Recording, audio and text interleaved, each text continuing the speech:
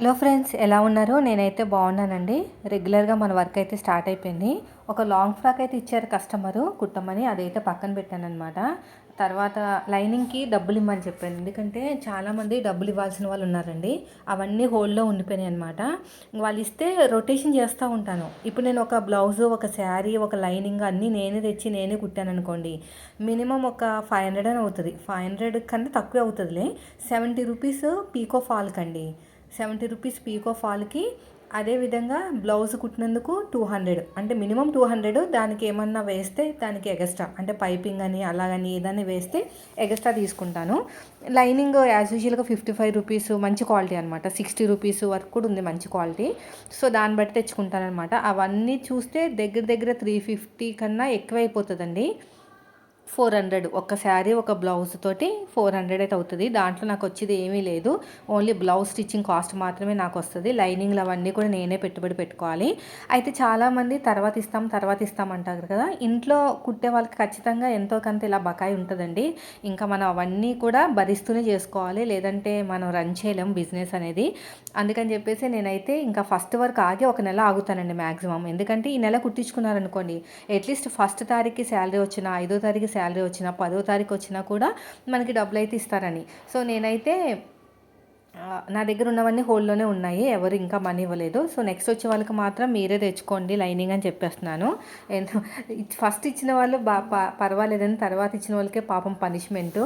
ఎందుకంటే వాళ్ళకి ఇంకా నా దగ్గర మనీ ఉండదన్నమాట. నేను దేని దానికే పెడతానండి. యూట్యూబ్ మీద వచ్చిన మనీ యూట్యూబ్కే పెడతాను. అంటే నెట్ కానీ ఇంకేమన్నా కావాల్సి వస్తే, ఎక్కువ ఏమో అవసరం రావు. నెట్ వచ్చేసి 1100 అండి. ఫుల్ ఫాస్ట్గా ఉంటుంది.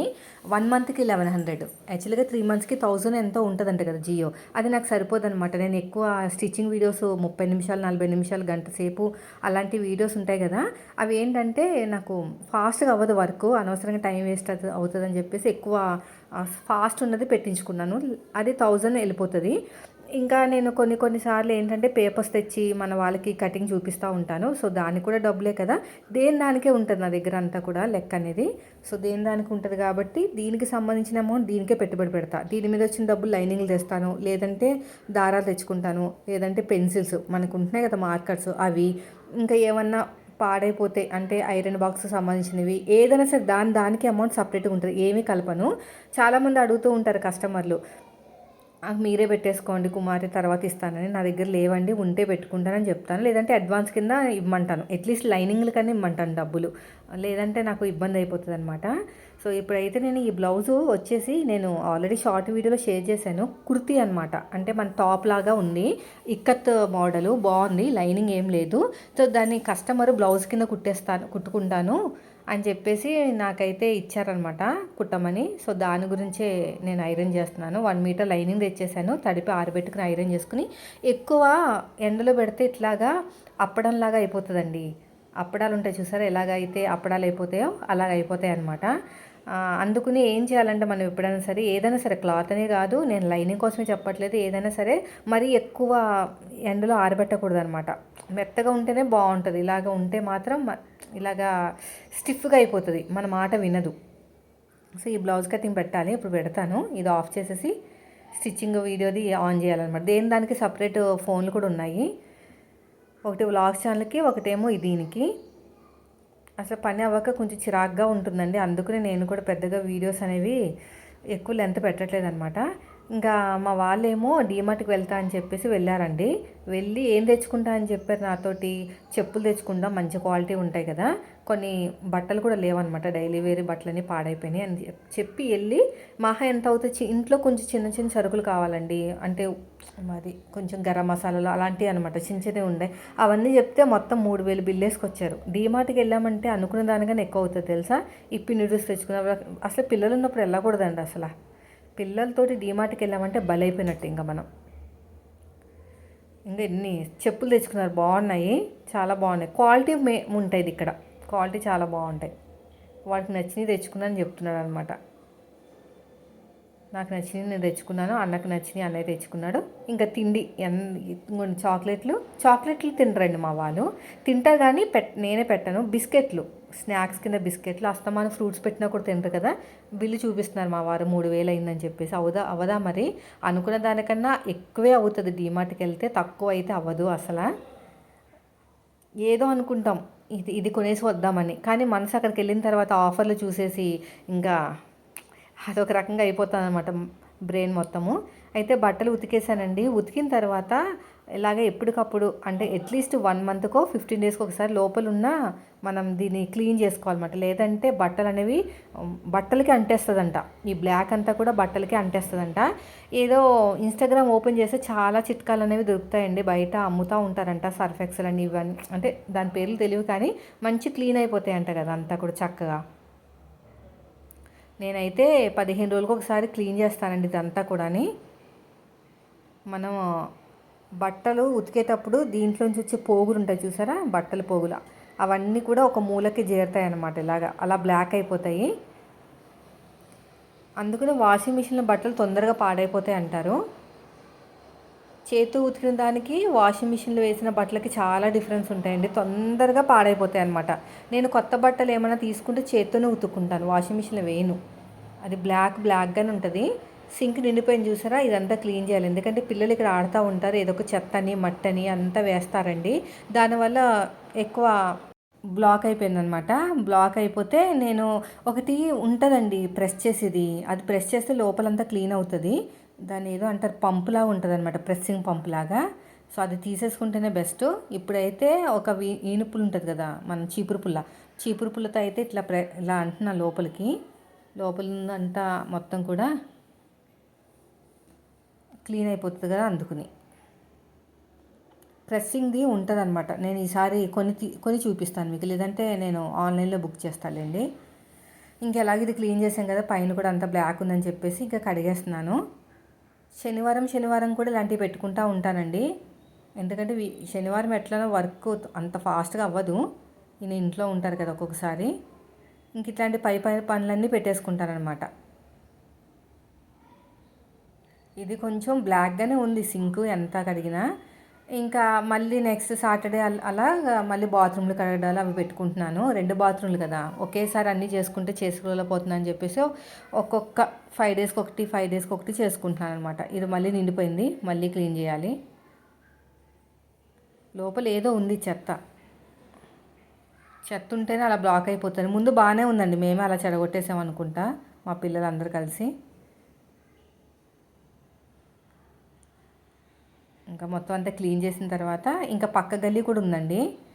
ఆ పక్క గల్లీ ఇలాగా ఎల్ షేప్లో ఉంటుంది అనమాట.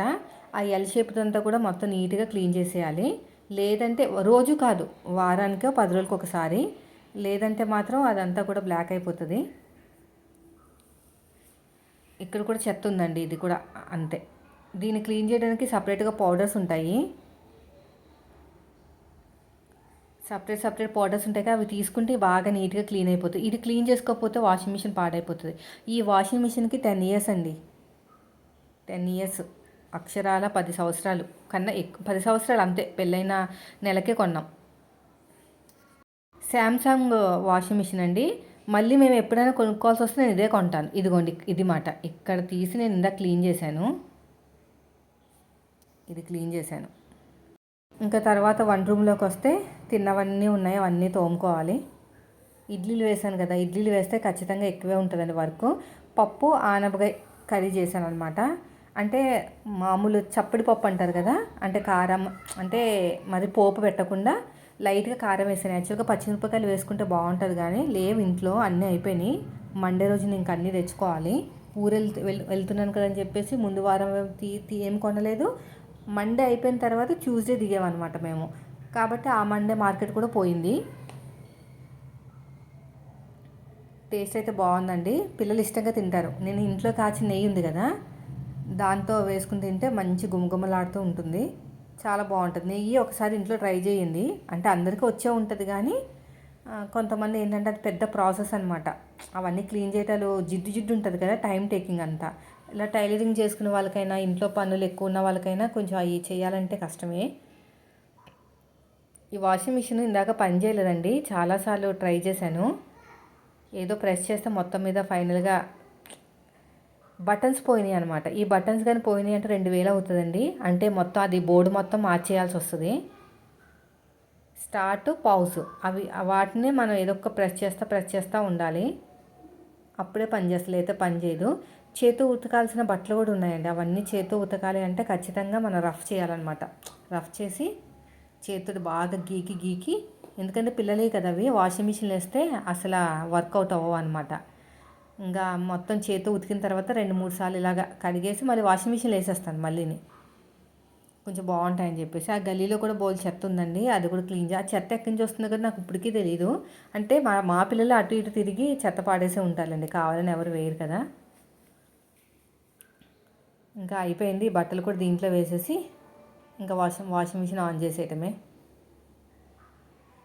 నేను వాడే వాషింగ్ మిషన్ పౌడర్ ఉంది కదా, అదే లిక్విడ్ ఉంది కదా, అది వాడకండి అక్క, వేరే తీసుకోండి అక్క అని అంటున్నారు. తీసుకుంటానండి. ఇది ఆల్రెడీ నేను 2 కొనేసి పెట్టుకున్నాను. ఒక సిస్టర్ చెప్పారు దీంట్లో ఉంటుంది అక్క, దేంట్లో అంటే డీమార్ట్లో దొరుకుతుంది, అది పేరు చెప్పారు. అక్కడికి వెళ్ళాక చూస్తాను. స్క్రీన్ షాట్ తీసి పెట్టుకున్నాను. అక్కడికి వెళ్ళాక చూసి అప్పుడు కొంటానమాట. ఇంకా ఈ గల్లీ అండి ఇది, అంటే ఇంటి వెనకాల ఇంటి పక్కన ఒక సైడ్ ఏమో మనకి అవన్నీ ఉన్నాయి, వాషింగ్ మిషన్ అవన్నీ. నా వెనక సైడు అటు సైడ్ అనమాట. ఇదంతా కూడా వీక్లీ వన్స్ క్లీన్ చేసుకోవాలి, లేకపోతే మనకి బట్టలు అక్కడే ఆరేస్తాం కాబట్టి దాని మీద పడి స్మెల్, అది మట్టి అంతా అంటిపోయి స్మెల్ లాగా వచ్చేస్తుంది అనమాట. అందుకు నేను వీక్లీ వన్స్ ఖచ్చితంగా, మరి మొన్న వర్షం పడింది కాబట్టి ప్రాబ్లం ఏం లేదులేండి, బాగానే గట్టిగానే పడింది. కానీ ఇక్కడ వర్షం పడదండి, అడ్డున్నది పైన ఒక ఫ్లోర్ ఉంది కదా, సో దానివల్ల ఏంటంటే ఇక్కడ వర్షం పడదు. అందుకని మనమే క్లీన్ చేసుకోవాలి, ఇంకా తప్పదు. సో ఇల్లు పెద్దదయ్యే కొద్దీ పని కూడా ఎక్కువ అవుతుంది అంటారు కదా, సేమ్ అదే ఇప్పుడు. అందుకనే అనుకుంటా పని ఎంత చేసే కొద్దీ ఇంకా బయట పడతానే ఉంది. కానీ కొంచెం నీట్గా మైండ్ అనేది ఫ్రెష్గా ఉందండి, ఇలాగా ఓపెన్గా ఉండటం వల్ల కొంచెం పాజిటివ్గా ఉంటుంది మైండ్ అనేది. ఈ మధ్యన కొంచెం చాలా హెడేక్గా ఉంటుంది, పిల్లలు ఇంట్లో ఉంటాము ఒకవైపు, ఇంకోవైపు ఏంటంటే ఇంట్లో పనులు ఎక్కువ అవడము, ఈ రెండింటి వల్ల కొంచెం మైండ్ డిస్టర్బెన్స్గా ఉంటుంది. పైగా మనకు కూడా ఓపిక ఉండట్లేదు అన్నీ చేసే ఓపిక. ఇదేదో చెత్త అండి, అది ఎవరెవరో ఏదేదో వేస్తూ ఉంటారు. మా వాళ్ళైతే ఏం వేయరు, కానీ ఆ పక్క గల్లీలోనే కదా, పక్కన హాస్టల్ ఉందన్నమాట. ఆ హాస్టల్ నుంచి ఏమైనా పడేస్తారేమో అని డౌట్, కానీ అడ్డుగా అన్నీ ఉన్నాయి. వాళ్ళు పాడేయడానికి అయితే ఛాన్స్ లేదు, అయినా ఒకరిని అనడానికి లేదులేండి, మన కళ్ళతో చూస్తే తప్ప వేరే వాళ్ళని అనకూడదు అలాగా. సో చెత్త అనేది ఇంకా మన పిల్లలు కూడా వేయచ్చు కదా. నేను అలాంటి ఏం పట్టించుకోనండి, మన ఇంట్లో పడింది చెత్త ఇదని, వాళ్ళే మారుతారు. నిజంగా చెత్త మన దగ్గర వేస్తే ఏదో ఒక రోజు వాళ్ళే రియలైజ్ అవుతారు కదా, వేయకూడదు తప్పు, అలా క్లీన్ చేసుకుంటుంది కదా. నేను అలాగే దెబ్బలాడే రకాన్ని కాదులే, ఇంక నేనే ఎత్తి పోసుకుంటున్నాను అనమాట. ఇప్పుడు తర్వాత వచ్చేసి ఇక్కడ వరకు సగం వరకు అయితే బట్టలు వేస్తానండి. అందుకుని ఇక్కడ వాటర్ కొట్టేసి నీట్గా ఆటోమేటిక్గా అదే క్లీన్ అయిపోతుంది. 2-3 సార్లు కొట్టేసామంటే వాటర్ పట్టేసి ఆటోమేటిక్గా అదే క్లీన్ అయిపోతుంది. ఇంకా అక్కడికి ఇదంతా చీపురు కట్ట కూడా క్లీన్ చేసేసుకుని ఇంకా ఇంట్లోకి వెళ్ళిపోయాను అనమాట. టిఫిన్ చేయాలి నేను కూడా. ఇంకా టిఫిన్ తిన్న తర్వాత మెల్లగా కూర్చుని స్నానం చేద్దామని ఆగాను. ఇంకా క్లీనింగ్ కూడా అయిపోయిందండి. ఇంకా మా వాళ్ళు టిఫిన్లు కూడా తినేస్తున్నారు. తిన్న తర్వాత ఇంకా మా వారికి టీ ఇవ్వాలన్నమాట, లేకపోతే టీయో అంటనే ఉంటారు, అంత పిచ్చి టీ అంటే. నాకు లేదు కానీ అసలు టీయే తాగను, కానీ ఆయనకి చాలా పిచ్చి అనమాట టీ అంటే. ఇంకా టీ ఇచ్చేసి పనులు చేసేసుకుని ఇంకా మనకి స్టిచ్చింగ్ వీడియోస్ అవన్నీ ఉంటాయి కదా, అవన్నీ చేసుకుంటూ కూర్చున్నాను అనమాట. ఈ మధ్యన కొంచెం ప్లానింగ్ అనేది మిస్ అవుతుంది, కరెక్ట్గా ఎగ్జాక్ట్గా అన్నీ అవ్వట్లేదు. ఒక్కొక్కసారి అంతేనండి, ఊరు వెళ్ళొస్తే అలాగే ఉంటుందండి. ఇదే కాదు ఎప్పుడూ అంతే, ఊరు వెళ్ళి వచ్చిన తర్వాత 10 రోజుల వరకు మైండ్ సెట్ కాదనమాట. అంటే ఒకవైపు అలా వెళ్తూ ఉంటాం కదా, ఒక లైన్లో అంత బాగా సెట్ చేసుకున్న తర్వాత డిస్టర్బ్ అయిపోతాం మధ్యలో. ఆ డిస్టర్బెన్స్ నుంచి నేను బయటకు రావడానికి కొంచెం టైం పడుతుంది అనమాట, కనీసం ఒక 1 వీక్ అయినా పడుతుంది. అందుకు ఈ డిస్టర్బెన్స్ అంతా ఎందుకు అని బ్రెయిన్లో తిరుగుతూ ఉంది. ఊరు వెళ్ళి వస్తే డిస్టర్బెన్సే నాకు. వెళ్ళే ముందు 2 రోజులు ఆపేస్తాను వరకు, వచ్చిన తర్వాత 2 రోజులు ఆపేస్తాను, మళ్ళీ ఆ మైండ్ నుంచి ఈ మైండ్లోకి రావడానికి ఇంకొక 4 రోజులు పడుతుంది. మొత్తానికి వారం రోజులు అనమాట. వారం రోజులు అనేది నాకు డిస్టర్బెన్స్గా ఉంటుంది. ఇప్పుడు పాలైతే కాచేసి చల్లార్చి ఫ్రిడ్జ్లో పెట్టామనుకోండి, మీగడ వస్తుంది కదా, మళ్ళీ నెయ్యి తయారు చేయడానికి అంతా కూడా రెడీ చేసి పెడుతున్నాను అనమాట. నేను అసలు బయట కొనడానికి ఇష్టపడట్లేదండి, అంత బాగుంటుంది. సో ఇదండి ఈరోజు వీడియో, నచ్చితే లైక్ చేయండి.